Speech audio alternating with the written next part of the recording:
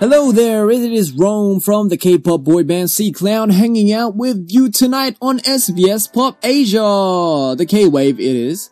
And it's time for Rome's Week with Rome. Well, it's called Rome's Week, so you know, of course, it's with me, right? And it's one of the most amazing moments ever. It's one of the best moments. And on Rome's Week, yes, I have been quite busy, and you know, I've been just being into schedule after schedule, and I know you do not want to hear about the boring schedules, so I decided to talk about the 5 most memorable moments with C-Clown. I'm going to jump straight into it.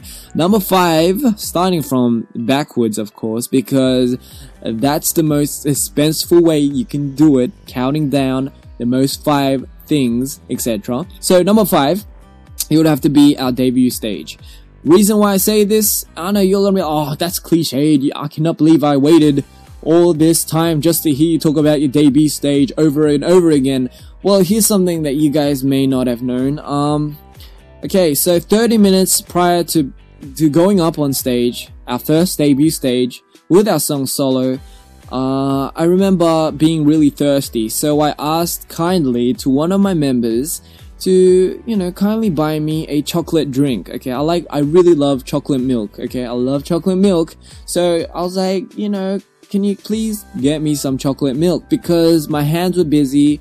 I was kind of tied up because I was just getting ready, putting on like clothes and everything. So I told someone who was pretty much fully set, all ready to get me some chocolate milk from the convenience store, which was about 5 meters away. Not 5 meters, sorry, 5 minutes away. And so yeah, that member went and he bought something that looked rather similar to chocolate milk. I thought it was chocolate milk at the time, guys, and because it was a little carton of milk, and at the front it had brown milky like substance. So I was like, okay, that looks like chocolate milk, definitely. So I drank it without thinking. He had a straight face, and the taste was just so weird. I just gulped it down because I was really thirsty. I didn't think, I just drank. And I think about 10 minutes later my stomach started grumbling, it started hurting. I had like weird, like I don't know, I was just very dizzy, and it was only about like 5 minutes before we went on debut stage. My member told me, Kangjun, I'm going to get him. He told me that he bought me something that wasn't chocolate milk. It was actually something that really helped people to digest their food. So something that just pretty much basically made you want to go to the toilet really bad. And he gave me that on the debut stage, and I had a hard time, guys. Come on, I know you guys are like, okay, that was a very good debut stage, but honestly, deep down, I was feeling pain. So I'm gonna get Kangjun for that later on, and that was one of the most memorable by force. Yes, that was number 5. Number 4 would probably have to be our first year anniversary with C-Clown, because during that time we were preparing for our first year anniversary event, which was actually a little showcase that we prepared at Hongdae for our Crown fans. It was the first time that our group got together and performed songs that we composed, we made, and it was just so much fun, and it was so much memorable because it had that much more meaning and depth into the performances that we performed that day. And you can trace it back. I think it should be up on YouTube or something. If you type in, I don't know, C-Clown's first year 1 year anniversary stage, and you'll see like all sorts of performances. It was fun. It was really fun. I definitely would love to have like a fan meeting again, like a fan event where we get to perform a little showcase for all our fans. Not just in Korea, but I'll definitely love to perform like in just, I don't know, other countries as well, because it'll be so much fun, I think.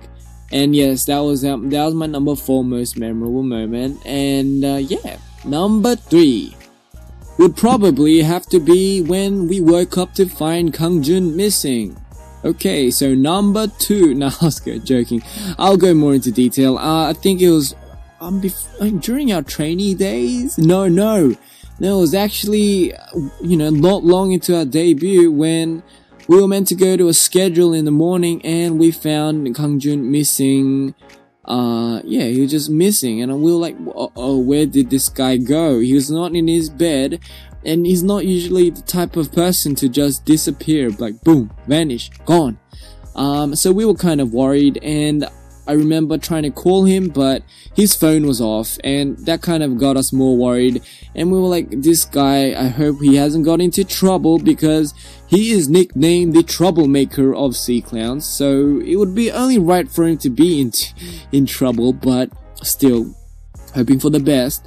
And I think we were just like calling our managers and everything, and I think it was about an hour to 2 hours later, we discovered that Kangjun had lost his way. he lost his way back into our dorm, and this is the reason why, because we recently moved into that dorm, and it was very new, so we didn't know the area, the place that well. And Kangjun, being Kangjun, he decided to go outside early morning to go get something to eat, and I think on his way he kind of lost his way, and his phone was out of battery. So I think he was just a poor little lost boy. He was just trying to make his way back home, and he found his way back home, luckily. But yeah, that's just the kind of things that kind of make things most memorable for my moments with Sea Clown, and I'll never forget it. It was really funny. So the next most memorable moment with Sea Clown is probably when I decided to start making CTC for our crowds out there. For people who don't know what CTC is, it is a small reality show that I decided to film, make, direct, and put it up on YouTube for all the crowds out there, just to give you guys a more insight depth of what a K-pop idol's life is like. I know it's not necessarily the most realist, but honestly, it's not scripted, and it's the most natural, I guess, behavior you would ever get out of any K-pop idols out there, and I just hope you guys enjoy it. I will be starting season 2, okay, if I was to call it, season 2 very soon, so you guys will be like, yeah, yay! You guys gotta be excited, because season 2 packs in more of a punch. It is more professionally made, and I really spent a lot of time into making this. But anyway, the reason why I say, making CTC is one of the most memorable moments is because filming these episodes, I take Sea Clown out a lot into different kind of locations, places that you won't really go to, and I'm taking Sea Clown to a lot of these locations. It just doesn't feel like I'm taking them out to film. It feels like as if I'm just, going to visit places with my friends, just having a good time, chilling there, having some fun. And honestly, I think that's what makes it so much more memorable, because in the past 3 years of being a trainee under the company, we didn't have enough chances, or we didn't have enough time to go out and really have fun, but by CTC we really did get to experience firsthand just the fun of different places, different locations, and definitely the most important part of it is we got to film it and show it to you guys, so you guys can enjoy as well.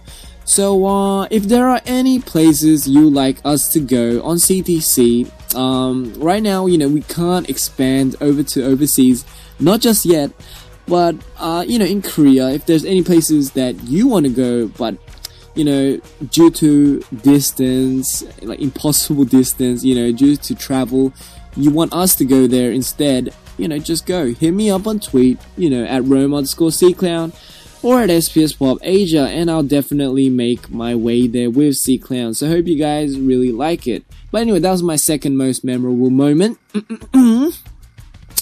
And my first most memorable moment would have to be now. Yep, and the reason why I say now, guys, is because the most memorable moments that anyone should actually really think about or cherish is the moment they have now. if I go into detail, a lot of people really tend to talk about either their future or their past. They never really talk about their present. And, it's kind of common in conversations where someone would say, next week I'll be doing this and this. Or, hey, I can't wait for tomorrow. Can't wait for the next day. Or, I did this yesterday. Or, remember last week? Remember we did this? They never actually really talk about the circumstance that they're in now, which is actually the most important time. They don't call it the present for nothing. It's actually a gift. The biggest gift that anyone can have is the present. That is why they call it the present. I read that off somewhere, I'm pretty sure, yes. And guys, being in Sea Clown this very moment and being able to talk to you guys, all the SBS Pop Asians, the Salts, the Crowns, all my beloved fans, families, it's just literally the most cherishful moment I think it will ever be. Yeah. So honestly guys, if you have the most memorable moments with your family or even with Sea Clown, give me your top 5 most memorable moments with Sea Clown. It could even be the first music video that you saw from Sea Clown and you really liked it. I don't know. But you know where to tweet me. It's at Rome_SeaClown or at SBS PopAsia. And guys, I really do hope you put into consideration what I said about, the present being the gift for everyone. Because honestly, I want a lot of people to start really living the moment. And honestly, by doing that, it can really open up a lot of paths to careers, a lot of options, can really clear up your future. I tend to not think about the future or the past too much because that ends up into worry and regret. And I don't like worrying and regretting. It's a good practice to get into, guys. Just living the moment, really focusing on what you have to do now. And I'm certain that it will really, really help you in your path to anything, any kind of goal that you have. So yeah guys, I hope that helped because I sure had fun talking about it. And like I said, your top 5 most memorable moments with Sea Clown, I will definitely love to hear about that. Okay, so up next, more of your questions answered. So tweet me at Rome_SeaClown at SBS PopAsia or just post on the SBS Pop Asian Facebook page. I'll be looking, very looking. While you do that, let's play some more K-pop music. Time for some Beast, people. I love Beast, guys. Here is Beast on SBS PopAsia with Rome.